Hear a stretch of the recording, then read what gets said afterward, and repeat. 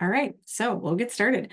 And welcome to whoever just joined. I don't know what it says. That's me, all right. Actually, I'm sorry. I just Oh, went on a different device.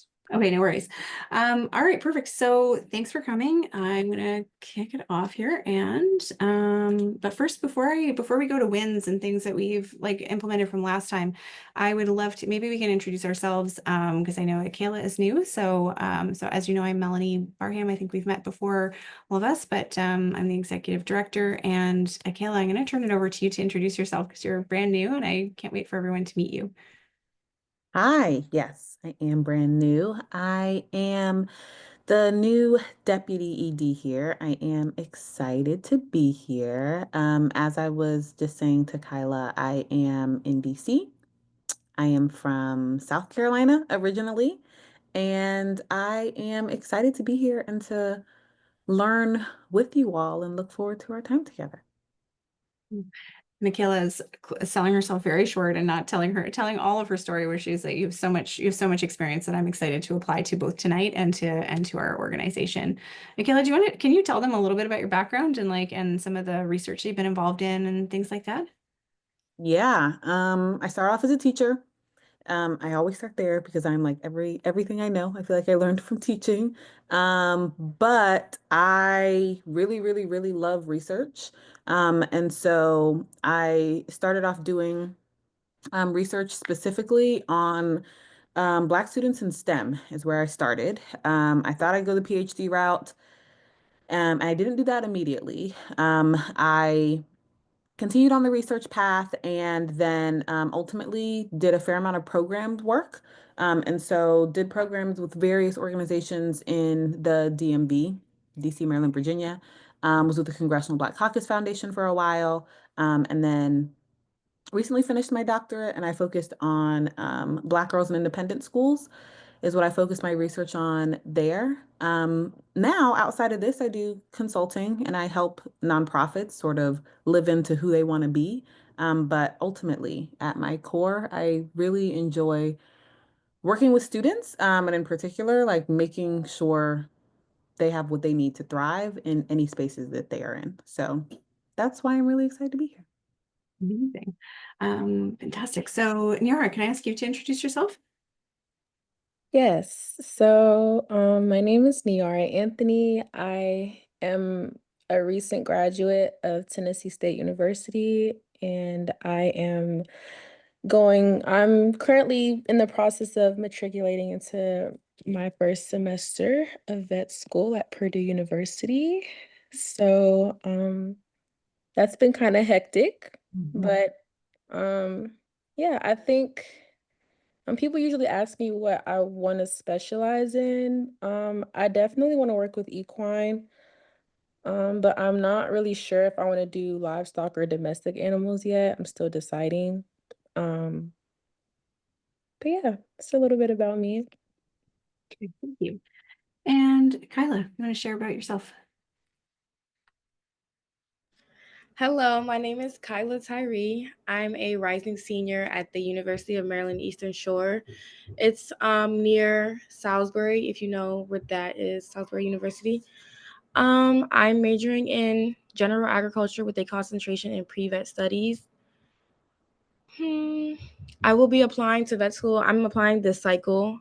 I'm not sure which schools I'm applying to just yet. I want to start my application next week. So I've taken a little break out of school, and then next week I will start getting back to work and getting back to getting my life together. Amazing. That's so important to rest, isn't it? And Donovan, you just joined us. I wonder if I can put you on the spot to introduce yourself and just you can just say hi if you wanted to, but feel free to introduce yourself whatever way you'd like to. Mm. Hello, I'm Donovan Grady. I'm another student at the University of Maryland Eastern Shore. Currently working as a vivarium assistant in our pharmacy building with a nice change of pace. Sweet. Amazing, thanks.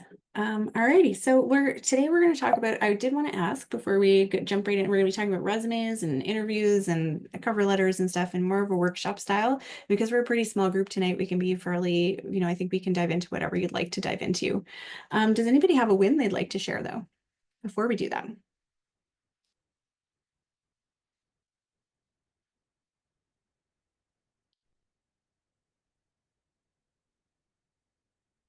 feel Well, like, I shared mine about my new job coming. yeah, that's awesome. I'm excited for you. So Kyla, Donovan, maybe Donovan knows because you guys know each other at school, right? Yeah, we work together too. Yeah. Oh, amazing. Yeah, there you go. All right. Anybody else have a win they want to share? It's pretty much the same thing. This is a new position. I used to be working on our small ruminant farm. Mhm. So now I'm working as like helping with like lab mice. Amazing. That's such a good way to, do you like working with the mice? Yes, very much. Like a mini herd. It kind of is like population medicine, isn't it? But maybe less, yeah, maybe less like, yeah, maybe well, less wool anyways, I guess. Yes. It's nice to be inside No. with air conditioning. I bet. Yeah, I bet it is hot there right now. Good deal. Thank you. And Yara, do you have anything that you want to share, or you feel free to pass as well if you don't wish to? Um, I think other than getting into vet school, That's a pretty big one. yeah, I think I'm just chilling right now. Amazing. Good deal. And Akela, do you have do you have any wins you want to share? They can be personal or professional. When I have a 1-year-old daughter, and a win is that she is eating more food these days because she has been protesting for quite some time. And now she is consuming more food. And so that is a win in my book. And, a win is a win. I have a very Captain Picky Pants at my house, and I totally understand. Way to go. That is a big one. I'm going to share a win that all of our bees survived the winter. We did lose one hive. We have 14 hives and we lost one, but otherwise they survived. And that one, it did survive the winter. It's just that we had a frost like late. So we only lost one, which is pretty good. So we are in probably 2 months, we'll have hopefully like 1,000 pounds of honey. So all right, so why are we here? We're here for you guys with Career Jumpstart, and this is supposed to be a session. They're supposed to be sessions that are with topics that you care about, and they're really for you to help you navigate, to grow skills and demystify, and to grow alongside of your other scholars.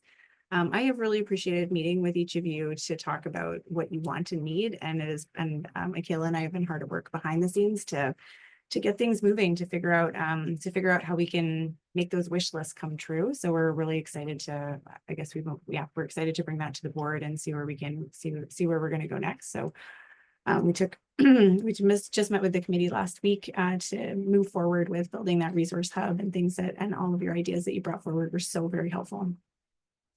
Just a reminder that I really encourage you to take a piece of paper. It's also attached to the invite for this meeting, so that you can decide on things that you can use right away and that you agree with, things that you want to adapt, and a column for things that are, yeah, this is confirming the stuff that I already know, or things that are absolutely not for you and you're not going to take that advice. The reason why I suggest that is because you're really the expert in your experience and your knowledge, and you have, with all the advice that's out there, you're gonna have to decide what you take and how you adapt and make it work for you. I don't know if any of you are left-handed or not, but I remember going through school and being left-handed, and I still am, but having to learn how to do everything backwards because all of the knots and all the videos and things are all for right-handed people. So anytime a person would give me advice about surgery, I had to immediately be like, how am I going to adapt this? And that's how I feel about a lot of this knowledge as well. This isn't like spaying a dog. These are all things that are non-clinical, and there's more than one right way to get to the answer. So take what you want out of these sessions and leave the rest. Next session in June, we have scholarships, how to find them, how to write them, how to be efficient with them. Because I've heard from all of you that it is, it can be a full-time job to find scholarships and get the time to write them. And then in July, this may or may not, this will apply for Donovan and for Kyla and maybe some others. We're going to do preparing your vet school application. We have somebody from the American Association of Veterinary Medical Colleges, the place that manages all the admissions and all of the regulations for the, actually, I guess they're not in control of the admissions, but they are the regulator for the veterinary schools. So they know a lot about vet school applications across the country. So we have someone wonderful coming to give a talk in July. So last session, we talked about getting a circle of support and developing your mentors and supporters and advisors. We talked about a LinkedIn profile and finding a mentor. I know that all of you were there at the last session.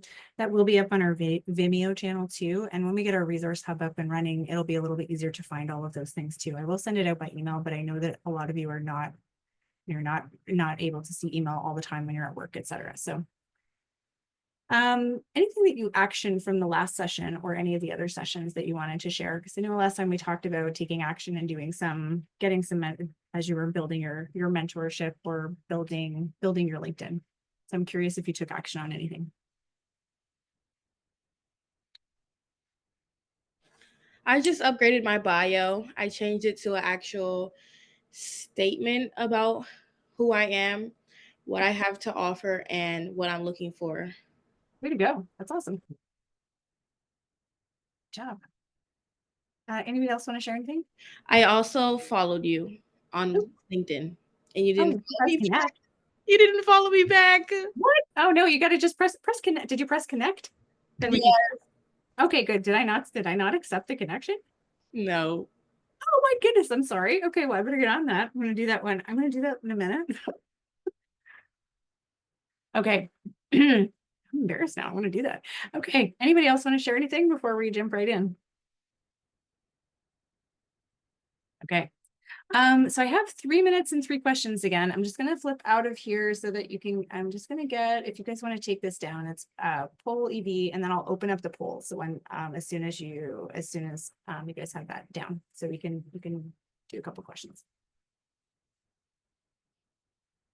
Right.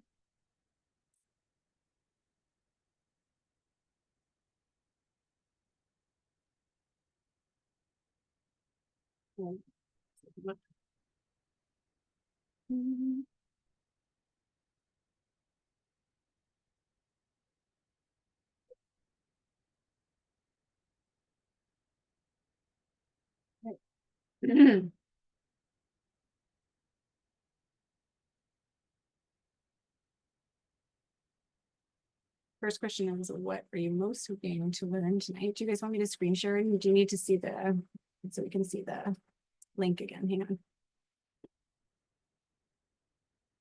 Can I see the link? Oh, never mind. I have it. Oh, it's okay. I can grab it up again. Sorry.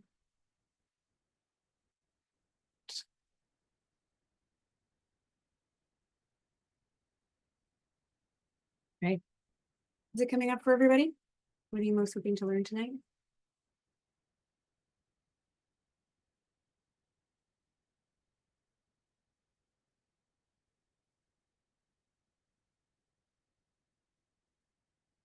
Yeah.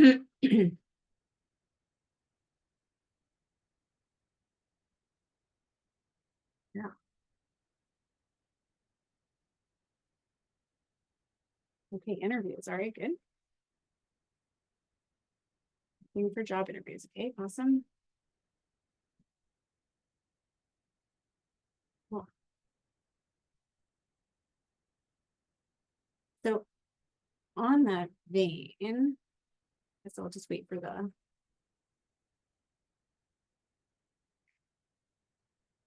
around job interviews. What's challenging right now?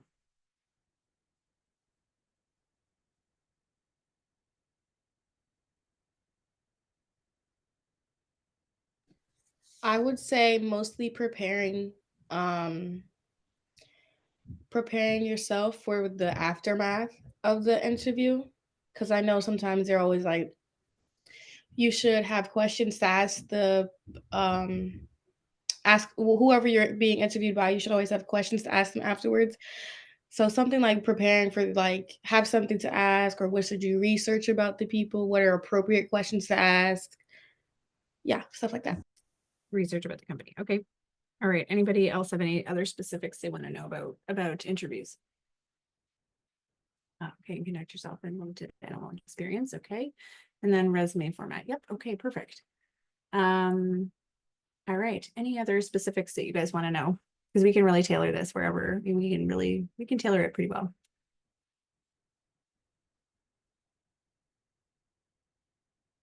Okay. All right. I'm going to go back to screen sharing with my presentation. Hang on.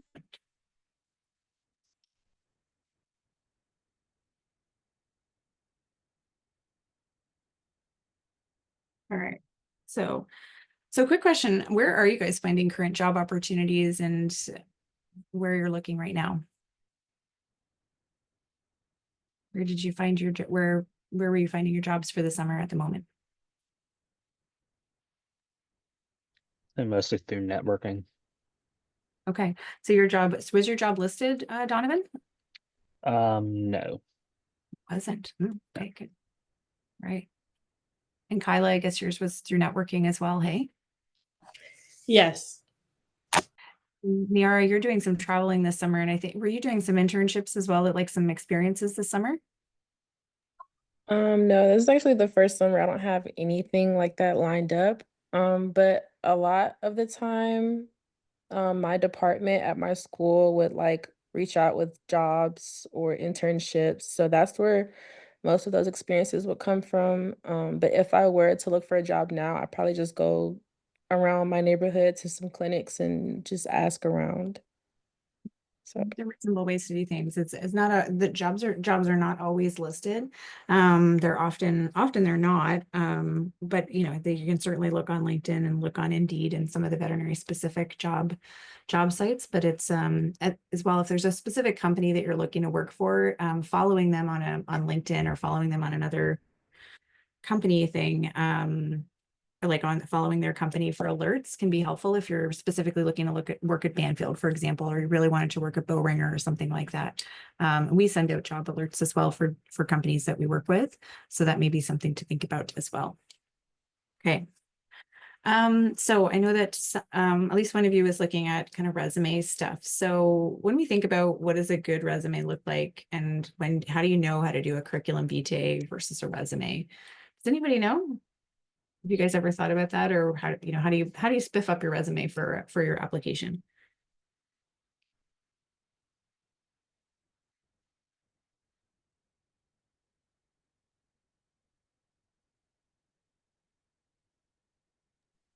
I would say like a resume is more so like very concise, like not very detailed, but just concise, like your experience, maybe like just in a bullet point.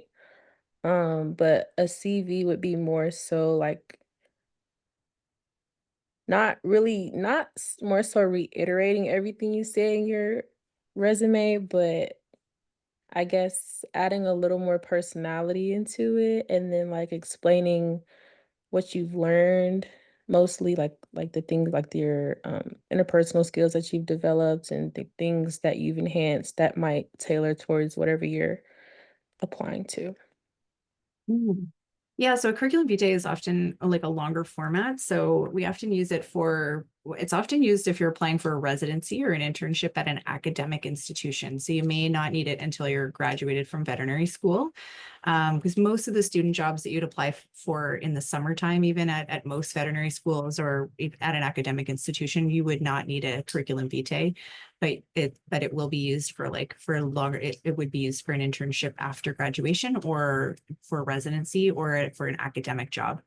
It's really like an exhaustive list. It's usually pretty plain to look at. It's usually very long. And as academics get longer in their career, like I had a boss who was 70 and his was 88 pages long.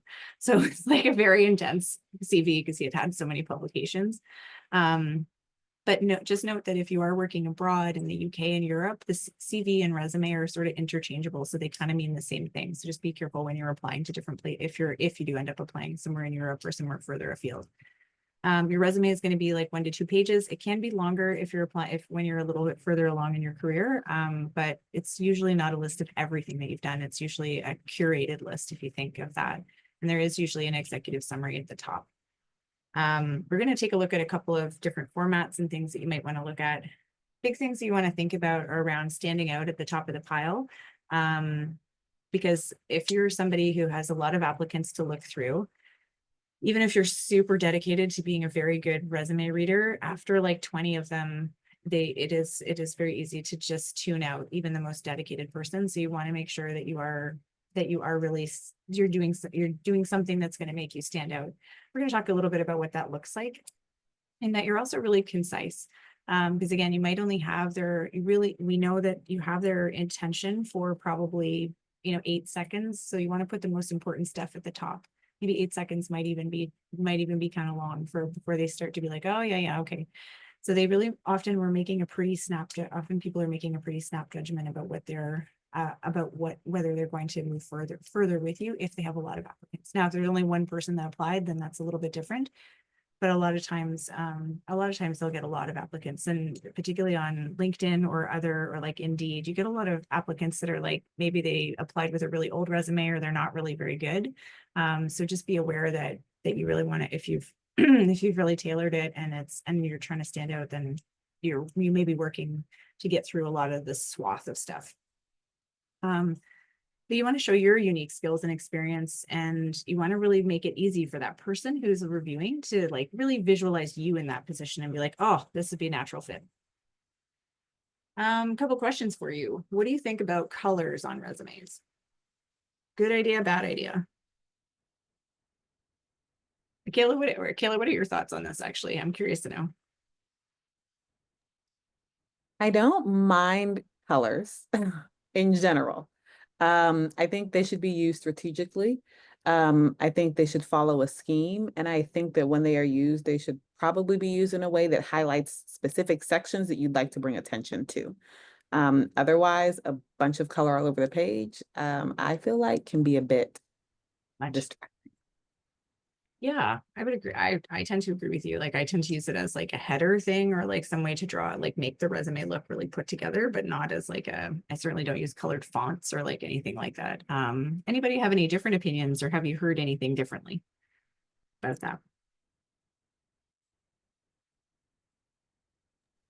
I was told no colors at all whatsoever when I was in school. I even tried one time to like put like a my headshot on like the top of my page, and I remember I went to a conference and like a lot of the industry professionals really liked that, but then I went back to school and they were like, this is a big no. Interesting. So yeah. Yeah, remember that your academic folks are giving good advice, and they also are very used to having like academic resumes. That CV is very, very plain Jane. It's very much like a long document. It's usually Microsoft Word. There is black and white. I tend to agree that photos on your resume may not be ideal. I think in general, I don't recommend it. And when I've done resume reviews, that's not, and delivered this workshop across different sectors, in the veterinary space, it's really the consensus that it probably isn't a great idea, because it gives people a chance to judge you right on your appearance right out of the gate, which may not be ideal. So I don't, maybe they might look at you and be like, well, you're really young. Geez, maybe not, or they might make an unconscious judgment about it. Akela, what do you think about it? I would agree with everything that you've named. Nothing to add there. I mean, you could partially say, well, I don't want to work for a workplace that's going to judge me based on my appearance anyways. But at the same time, I'd rather not have you be, I'd want you to make that decision based on meeting them versus like an unconscious thing, or somebody in HR making that decision for you, unconsciously. So I personally don't recommend it. And sometimes when I've worked with people who have been turned down or have had a lot of discrimination against them as like even a women versus men, they will even just put like their first initial, like A Jones or what have you, instead of putting their full name. I think that's really up to, I think again, that's something where you have to tailor it to what works for you and what you've experienced as well. Where do you put your degrees? Again, this can be personal preference. I tend to, when I'm trying to stand out in a stack of resumes and trying to help my clients do that, I try to get them to put it at the bottom and use their post-nominals at the top. So I'll show you what that looks like in a second. But basically, I want to make sure that they're seeing the most important things about you first. That can be different for different instances. But if you have a Bachelor of Science and if you say like Kyla Tyree, Bachelor of Science, BSc, and then DVM candidate, then that really tells them all that they need to know until they get down to it doesn't matter as much what school you're going to. They already know that you have those, know that you're working on those things. That again, you could, in an academic CV, you put those things first, but in a resume, it's often advisable when you're trying to stand out against a bajillion other students to put that at the bottom. All right. So let's talk about, okay, I'm just going to share this with you, and then I'm going to show you a resume, and then we're going to do some actual practice on this, and then we'll come back and we'll talk about some interview things. So has anybody heard of has anybody done a competency versus a chronological resume before?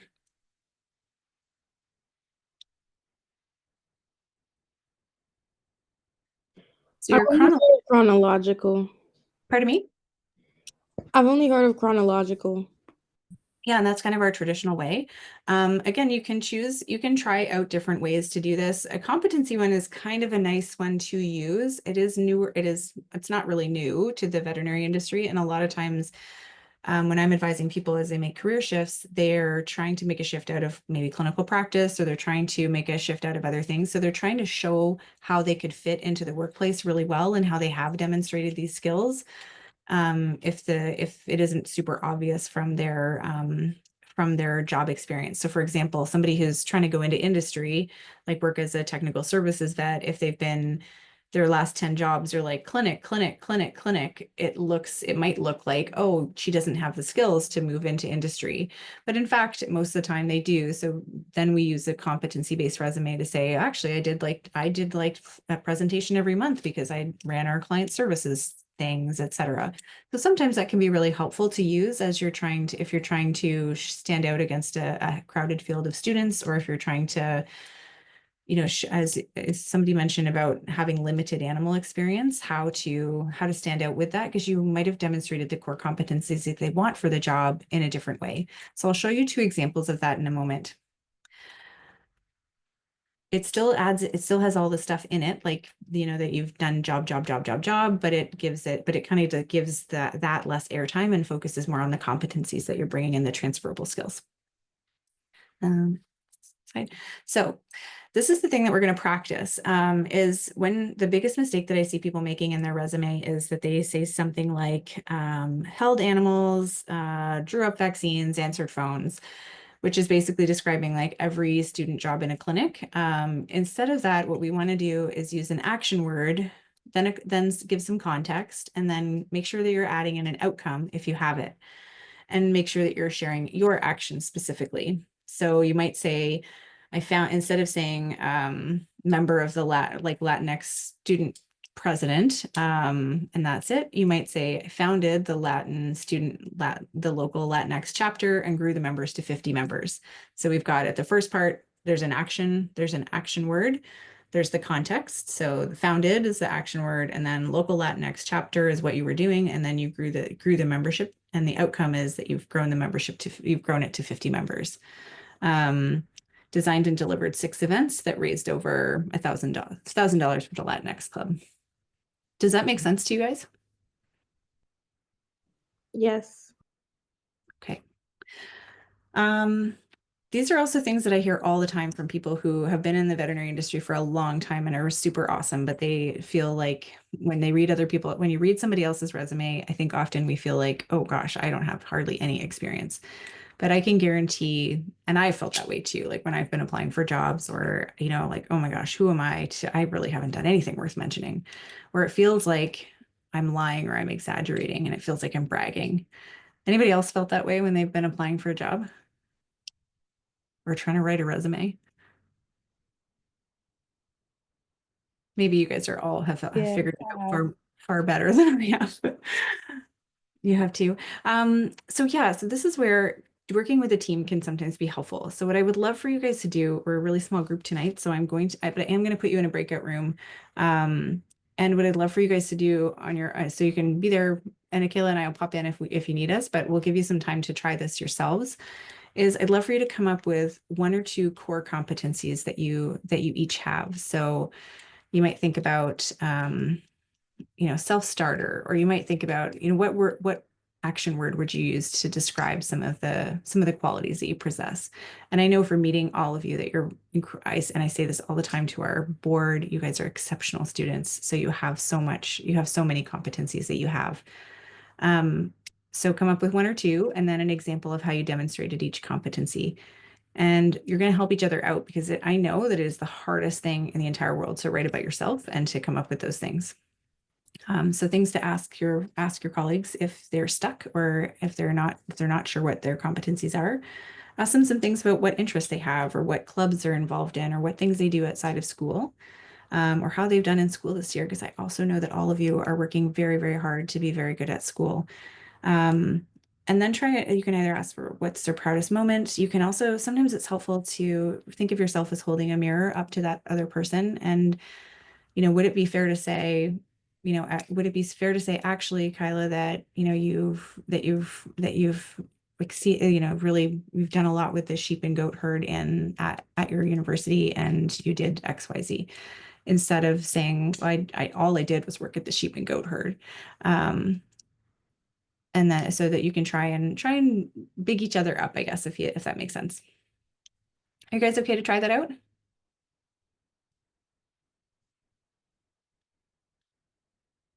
I'm not hearing anybody say no, so I'm going to put you into a breakout room if that's okay. All right. And I'm going to pause the recording. All right. So how did you all do? I didn't finish. That's okay. How far did you get? Did everybody get it? Did everybody get at least one competency? Okay, great. And one example for each, or?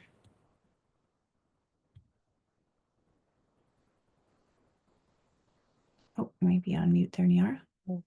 Yeah, when you say example, do you mean like, Your bullet point, yeah. okay, yeah, I think I got one. All right, cool. How did you do, Donovan and Kyla? How did you guys do? I think mine's good. Are we sharing? If you want to, yeah, if you feel comfortable too. I don't want to put you on the spot, but if anybody wants to share, if there's an area that you want to work through, then let me know. Yeah, feel free. I can start. I've led workshops for students ranging from fourth graders to juniors in college on small ruminant husbandry, enhancing my leadership skills. Love that. That's great. How many students did you train, do you think? I think most recently we had, trying to think, there's been a bunch of different events, but It was 10 groups, and you were there for like days. yeah, I think there's like 20 students in each group. Yeah, Great. so that was a lot of kids. That's great. And how long did you have them for? Like, how long was the workshop? I think each group was about between like 20 minutes or so. That's We awesome. were there for, I think, from 9 to 2 p.m. Amazing. So that's really good. So I would probably add in some of those details about the time, maybe the number of students that you trained or the addition, kind of the time that you had with them. Gotcha. That might be really good. And what was the point in training these students in small ruminant husbandry? Just kind of exposing them to both like large animal medicine and just kind of farm work. Did any of them like could tell you that it meant anything? Like, were they mostly sitting there like fourth graders do, or were they, We had, a, did you hear any good feedback? we had a lot. We had a few that were like really excited that wanted to be vets. Awesome. That's good. Fantastic. That's very, very good. And then did you put together the presentation, or was it one that was already given to you? I believe we put together the presentation, Excellent. actually. Excellent. So you could say designed and delivered even. Does that feel right to you? Does that level of accountability sound right to you? I think it does. Yeah, that's great. I always want to make sure that the words that you choose they sound authentic to you, but I also try to make sure that we're not underselling ourselves, because I think everybody tends to undersell what they do. Awesome. Does anybody else want to share one that they want to work through? I can share mine. You kind of helped me with this one, but since I got some help from you, I was trying to think of something else. So I was kind of working through that though, so I can just get your opinion on that. But the first one was selected for extension program to teach 30 women how to preserve fruits, enhancing communication. Awesome. Um, And then the second one I was thinking of, I was gonna say something like selected to lead manners community service committee, um, setting the standard for the dynamic of the committee, like setting a new standard for the dynamic of the committee. But I don't know if that outcome should be tailored more directly to me or So you were on this, so you were selected to be part of the committee. What did you do on the committee? I was the chair for the community service committee, so that was for like 2 years though. So So that I makes would say, and like the feedback that I would always get would be like very, very positive. Mhm. So I would just say like that's why I kind of said setting like a new standard because like when elections came back up, people were like, okay, who's going to be able to keep this going? Um, but I don't know if that should be more so like a direct correlation to my skills rather than like putting it on to the committee, if that makes sense. Like Yeah. should I have said something like um selected for manners Maybe. community service committee to I don't know, something more directed to me. So that you were on the community, so you chaired. I might use chaired as the Okay. like the action word. So chaired committee for manners, community service. And what did what were the major accomplishments that your committee did together? Partnerships, Okay. and lots of involvement. Like I think my committee had the most involvement for the whole organization at our school. What does Um, that, it's a stupid question, but what does that mean? Like as far or as like the most participation. So oh, like I would most have like the most participants at my events and stuff. ooh, so yeah, that sounds like a really good thing to highlight. And when you say like partners, tell me what the partners were like and what you did. So like we did different stuff around the community, like Nashville. So it was in Nashville. Mhm. And so like we partnered a lot with Nashville Tree Foundation and I think to get really like good with them, I did a lot of stuff, like a lot of solo stuff. So like I was their lead volunteer or one of their lead volunteers. And so like that kind of opened a lot of doors for my committee in itself. Great. So you were the lead volunteer for manners or for your No, partner? for Nashville Tree Foundation. Cool. Okay. I see several bullet points in your future here. What do you think, Akila? How do you think, help me out here? Because I feel like my brain might be a bit mushy at this time of day. No, I don't. I'm in alignment with all the things that you have been naming. I don't have any additions here so far. I think, yeah, I'm just thinking of I'm just thinking out loud with you here. So like chaired the committee for manners, community service, with highest level of engagement in local chapter events and um, Setting a working. new standard, maybe. Yeah. So Or yeah, tell me about the standard. Tell me about the standard piece. so I feel like before I was in this position, like it wasn't too like there weren't too many things that we could brag about within the community service committee.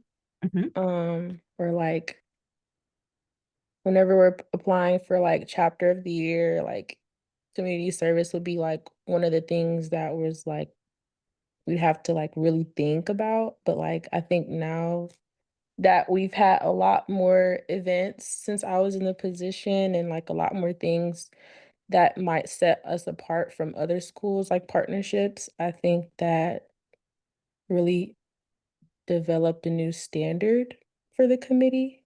Yeah, that's a really good way to put that. And I wonder about even making it a separate, you can fill this out and you'd have to see how you felt about it. But like, you could say chaired the committee for manners, community service with highest level of engagement at events. And then you could say another one might be like grew strategic partnerships with the manners committee.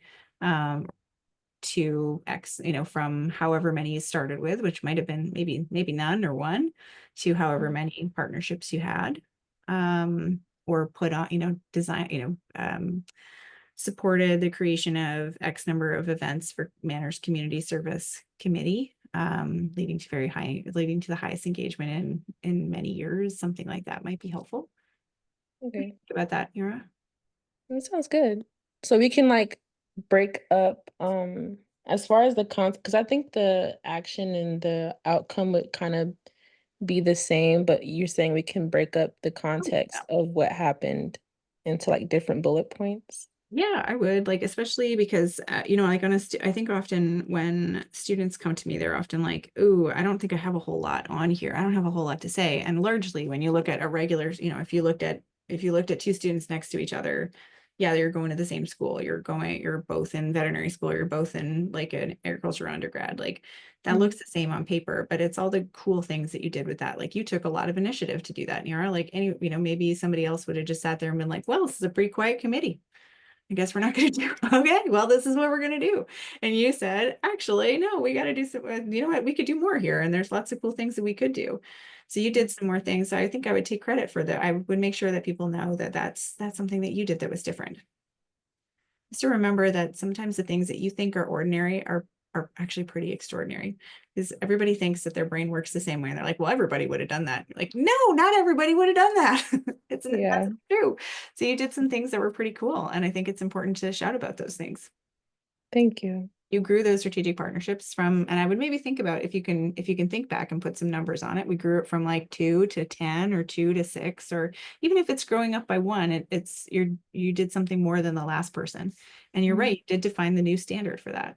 So then moving forward, maybe even when you hand it, I don't know, when you hand it over to the new chair, maybe you did some, maybe you trained them for how to handle things moving forward so that it didn't go as soon as you left. Yeah. Does that sound right? Mm-hmm. Okay. Yeah. Awesome. Kyla, what about you?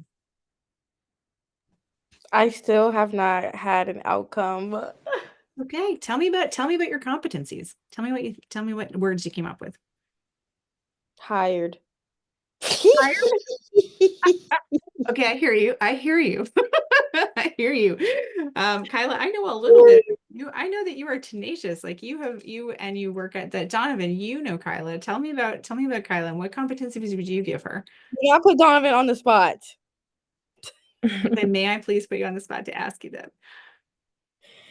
Okay, let me take Donovan on. Donovan, you're not even going to answer This the is what I answer. put. Listen, I'm not even gonna do that to Donovan. I put hired to collect and compute data on around 50 sheep and goats. But this is draft because I have ... in here because I put okay from for 50 sheep and goats from birth to ...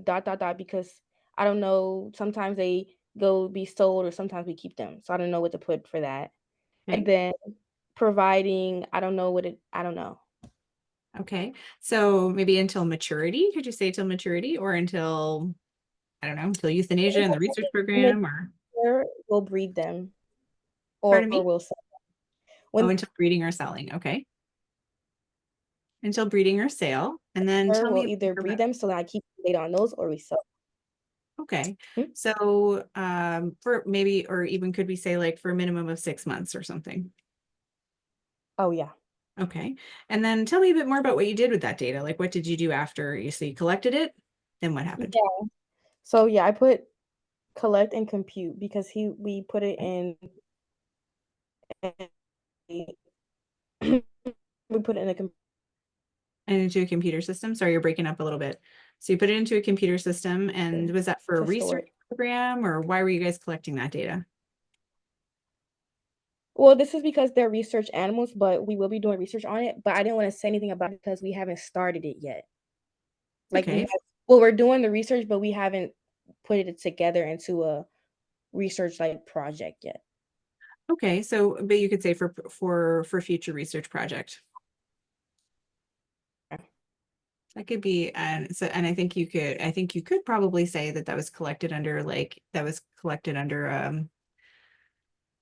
I'm assuming that you'd have to comply with like animal welfare regulations for those animals. So in under a regulatory university environment, something like that, because that's different than maybe collecting farm data from a regular farm, right? There's a lot more rigor that has to go into that.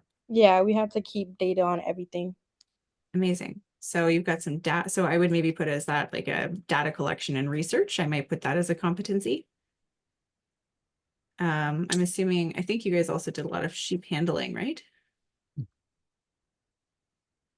In a regulatory environment, in a research herd, which is very different and quite an interesting and different spot to be in. So I am going to ask Donovan. Donovan, do you have any other key competencies that you think that Kyla should be calling out on her competencies?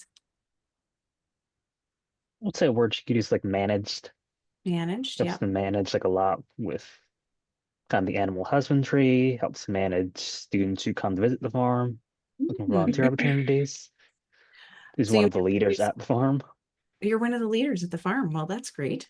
So yeah, tell me a bit more about your role every day, Kyla.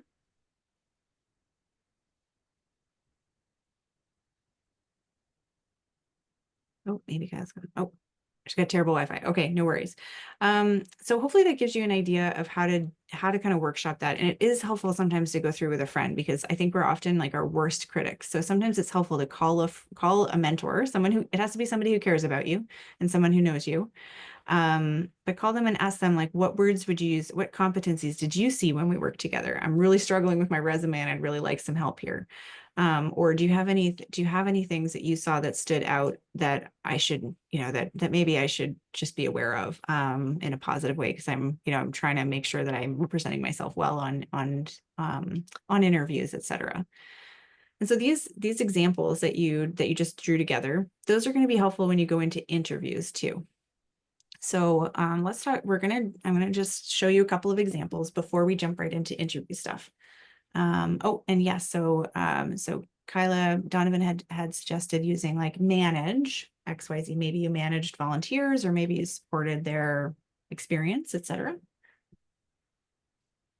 So that may be some words that you'd want to use. Let me just go into my downloads and I'll show you two examples of a resume.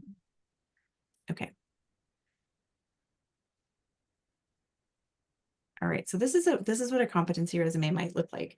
This is a colorful one, so this might be like, whoa, this is a lot, and you may or may not choose these kinds of like you may not choose this kind. So future doctor BSc, and so what we've done at the top is we've said like they've chosen this is obviously a fake example. No one is called a future doctor, but we've done like a done their first initial. You could put the full name, and then so at the very top of the whole thing, it says what the post nominals are. So I've said they're a Bachelor of Science and they've earned a Bachelor of Science. And then next to their Doctor of Veterinary Medicine, we've put a C, which means candidate.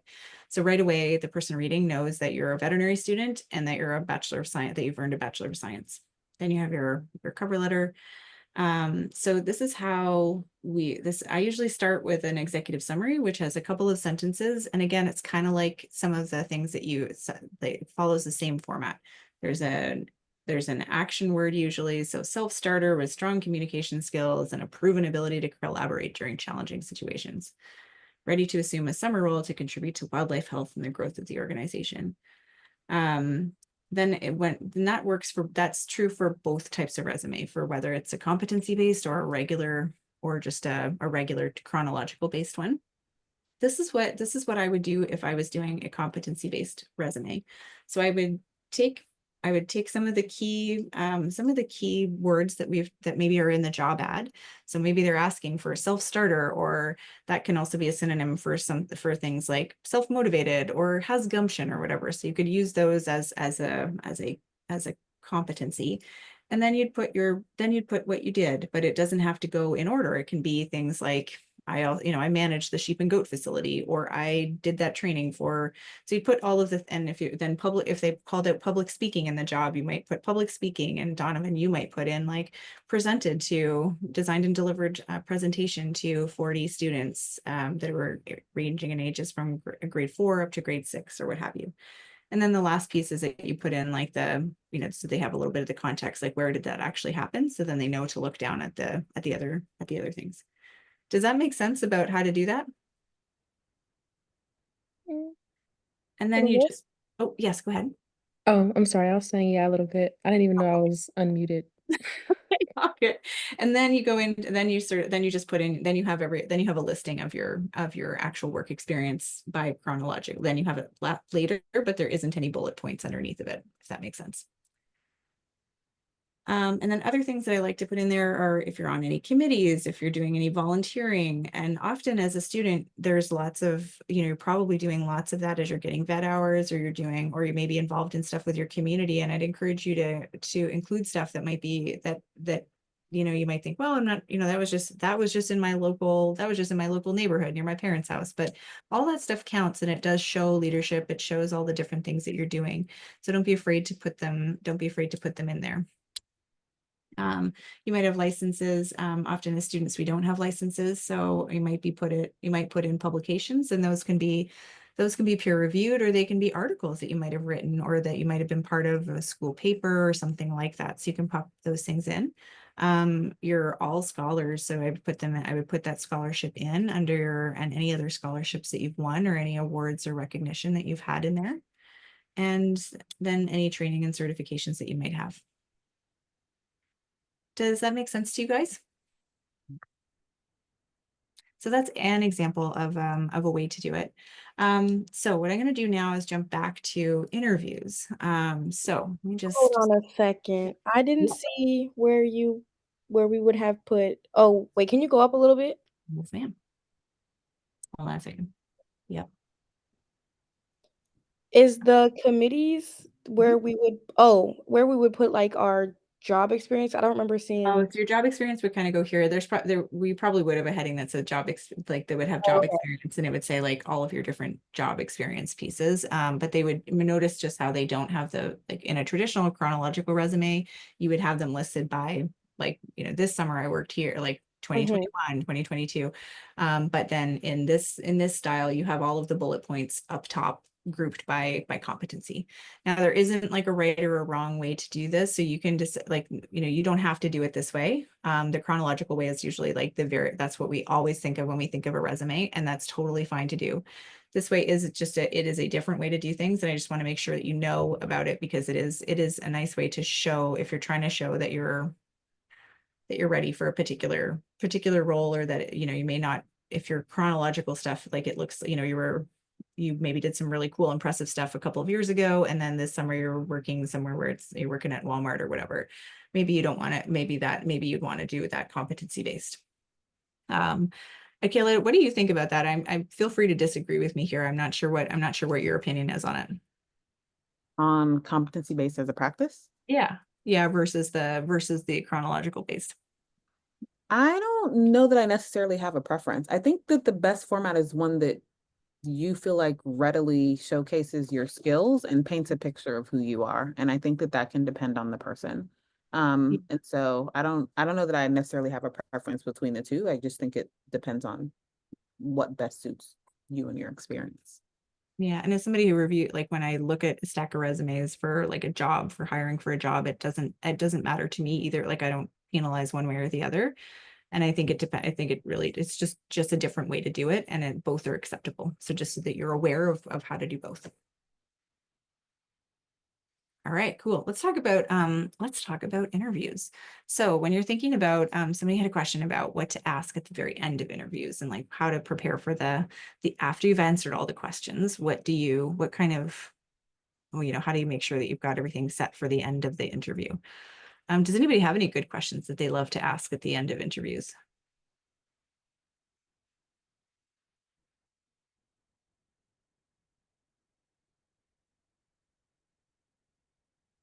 I will share one question that I wish that I had asked. So when the first year that I was in undergrad, I was hired by an organization called the Animal Health Lab to work as a summer student.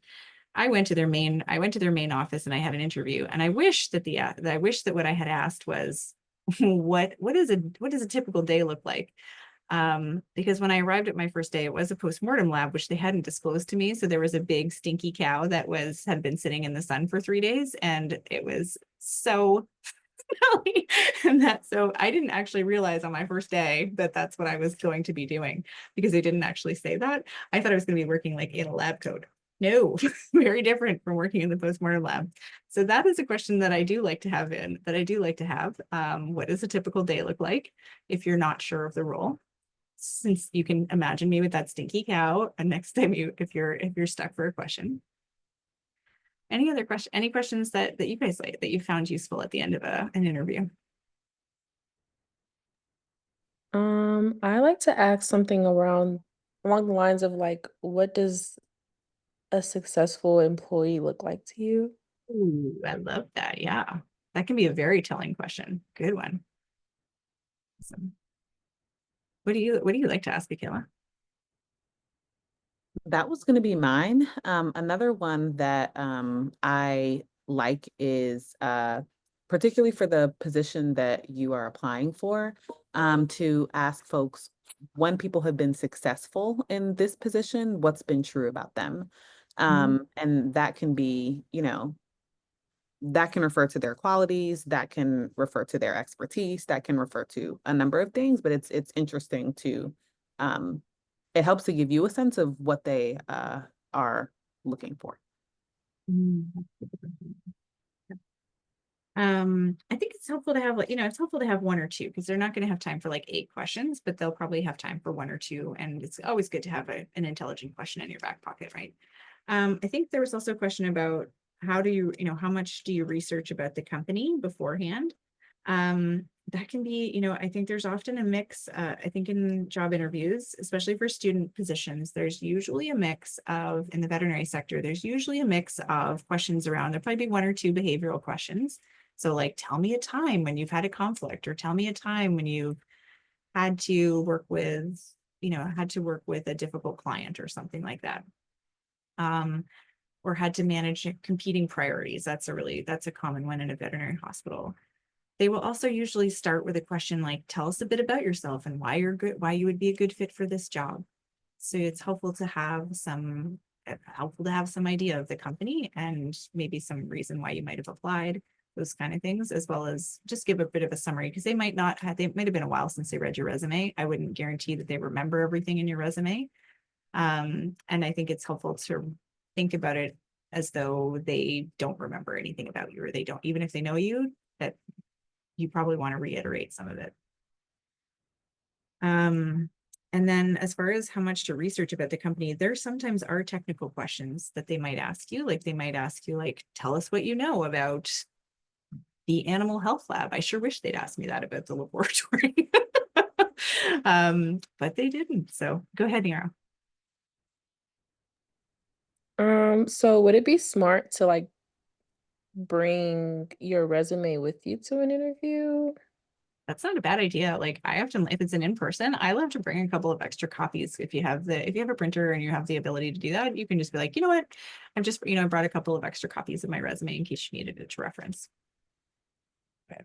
So it's very rare that unless you're interviewing at a university that they'll be extremely organized. So it's often, you might be meeting with the person after they've been in a bajillion appointments, or who knows, like, so it's not always that they have studied your resume and that they're right on the ball. So yeah, I think that's a lovely idea. Any other questions that you have about interviews and techniques?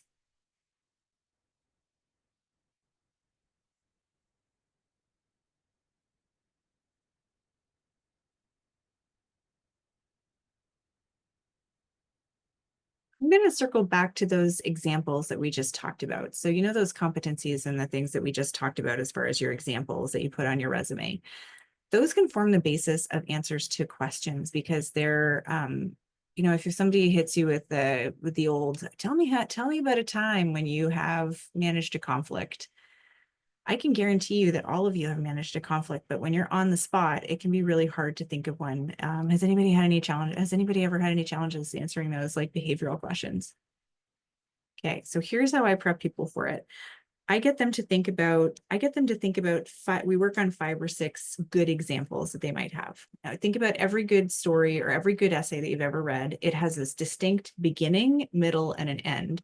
So just like your bullet point, it has like, here's the situation.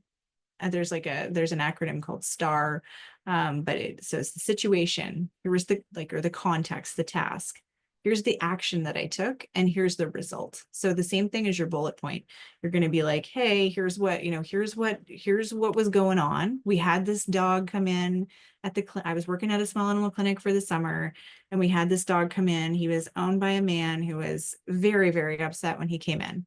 So that's the situation. You're right away, you're like, okay, I get it. I know where Donovan was. It was great. I understand where he was at. And then you talk about and then he was clearly agitated. So me working at the front desk, I went over to him and I talked to him, and you'll talk about what it is specifically that you did, maybe not and not using the word, not using and then we did this. It's really about what you did specifically. And then you round up the story and say, at the end, while he was still really upset that his dog was very, very sick, at least he understood that he had to wait about 10 minutes more for the doctor, and we got him through. The doctor was able to see him, and he left happy with, he left knowing that we cared a lot about him. So there's an end. So there's always a beginning, a middle, and an end to this story. Has anybody ever used that STAR technique before or heard of that before? Yeah. So yeah, I often will encourage clients to think about 4 or 5 examples, because chances are a conflict example also really works well for, tell us about a time you had to manage competing priorities, because maybe in that situation there was also a cat that was waiting and there's an emergency. So you had to figure out how to prioritize things. So they can work for a bunch of different things. And if you have at least 3 or 4 examples, they can probably work for just about anything. If you can think, because most of these situations are kind of asking similar things, but they might just use a different word, like conflict versus managing competing priorities, or managing a difficult client, or those kind of managing someone in a heightened state. There might be lots of different ways that they might ask that same thing. How do you prep, Kayla? I know you recently went through our interview process. I am usually thinking about the aspects of my current or previous roles that ultimately shaped the direction of my time there, or were moments that had an impact on how I viewed the work that I did. And I choose the things that stand out to me in that way because authenticity around how you speak about the work that you have done tends to show up for people. And so people tend to connect with examples that you feel deeply connected to. And so I try to, prior to interview, sort of think through those particular examples because those tend to be what stand out the most and that land the most with folks. Yeah, when you have a connection to things, it becomes more likely that they will be able to see themselves represented in what you are putting forth. And so thinking about either pivotal moments in my time, or moments that shaped the way that I thought about something, how to do something, or how I experience something, tend to be moments that I try to replay, largely in alignment with the acronym that you have already shared. I think that's really good advice. Yeah. And thinking about in another way to prompt yourself might be to think about those situations, to bring them up might be did anybody ever say to you wow, you did a really great job in there? Maybe you weren't that impressed with how you did, but were there any times when somebody else was like, dang, Kayla, that was masterful. Wow, good job handling that really fractious cat, and that really difficult cat lady. Because maybe some of the things that you think are ordinary, just your standard operating procedures, just the way that you act, might be pretty extraordinary to others. And student jobs are also usually asking for, they're usually going to be asking for knowing, you're probably going to want to use examples that demonstrate that when to get help when it's needed, and that how to try some things on your own, so that you are a self-starter, or that you're going to try some things out, but that you're also okay to accept feedback and ask for help from others, and that you can work on a team. So those might be examples that you might think about, times when you might have been called upon to ask for help, or where you thought, ooh, I'm in over my head. How do I know when I ask for help? Does anybody have any thoughts on that, or anything else that you'd like to know about interviews? Because I know we've been going for a while here.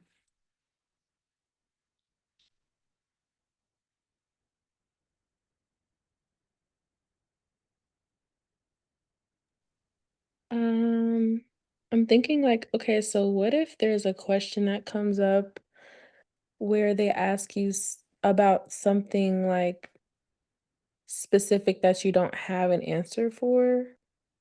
Like, how would you most professionally go about that? Ooh, good question. I think, and I'm going to ask Akila about her thoughts on this too. My thoughts are that it is okay to say, you know what, I really want to think about that. Can we come back to that question? Or you might say, to give yourself, because I think oftentimes our brain has to catch up to like actually process the question. So for some people, they like to write a note. They like to write down the question so that they can really process it. It depends on how your brain works best, but I like to write down the question so that or at least like write down the keywords that I might have heard, or ask them to repeat the question, just to give your brain like just a second, just give yourself a beat. The other way might be, to say, you know what, that is a really good question. Let me just think about the best example for that. Or, shoot, let me think about a good way to put this. So I think it can be how you can just think about it for a second. That is okay. It feels like an interminable silence, but it is okay to do that. It is also okay in most job opportunities to say, can we come back to that question? And then come back to it at the end. Because as you warm up, you can probably come up with something at the end. What do you think, Akila? What do you think about that? Yeah, and if there are instances, I think when you are like, yeah, I just don't know that I have an answer to that one, even after you have thought about it. Sometimes it is okay to first to name that, like that it is not always that you will have the answer to everything, but to perhaps tangentially provide an example of something that you might view as related. And so what that does do is show a certain level of humility of like, while I can't speak to that directly, I do have experience with blank, and here's how I might view that situation as similar. And then topping it off with an eagerness to learn tends to be a good way to sort of like, if you're like, I gave myself some time and I still don't know that I have what they're looking for here, doing an acknowledgement, pivot, and eagerness kind of wrap up there could also Uh, serve you. Yeah, maybe they would ask you something about like, sheep and goat disease that you have no idea about. And you're like, I don't know, but you know what? I do know about cat and dog diseases that are somewhat similar. So maybe it would be something like this. And you know what? But I love that advice, Kayla, to think about how to scaffold over. That's very smart. Any other last questions?